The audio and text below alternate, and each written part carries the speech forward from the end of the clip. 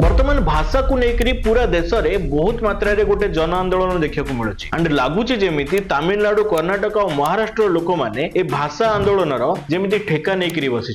बहुत कम लोक यहीटा जानते कि ये भाषा आधार में जदि कौन सी राज्य प्रथम तैयारी होता है देश में देन सी हूँ आमर ओडिशा। ठीक शुणिले आपण भाषा आधार में ओडिशा प्रथम राज्य जी की भारत में मान्यता पाई कारण आगुरी ओडिशा को अनेक राज्य मान सहित बांटी दि जाइए जमीक बेंगल सहित बिहार सहित मद्रास प्रेसिडेंसी सहित एमती अनेक राज्य मान सहित ओडिशा को बांटी दि जाइए। स्कूल रे बेंगली पढ़ा जाउथला, ऑफिस रे ओडिया भाषा को टोटली इग्नोर करा जाउथला एंड ग्राउंड रे मध्य लोक माने भाषा आधार रे जेंति जनक ठारो आउ जणे दूरेबाकू लागुथिले। सेति पे 1903 मसिया रे गोटे जन आंदोलन देखा जाइथिला ओडिसा रो भाषा को बंचिया पय जोथिरे फकीर मोहन सेनापति, मधुसूदन दास एवं गोपबंधु दास परि लोक यार नेतृत्व करिथिले एंड ए जन आंदोलन ना थिला उत्कल सम्मेलन एंड एमानकर रेजिस्टेंस क्रमे 1936 मसिया एप्रिल मास 1 तारिख रे ओडिशा को भाषा आधार में प्रथम राज्य तैयारी होबार मान्यता दि जाइथिला। सो जो गेम ए तमिलनाडु, कर्णाटक एवं महाराष्ट्र लोक माने एबे खेलुचंती से गेम रो आमे केबे ठारो चैंपियन रहि सारिछु।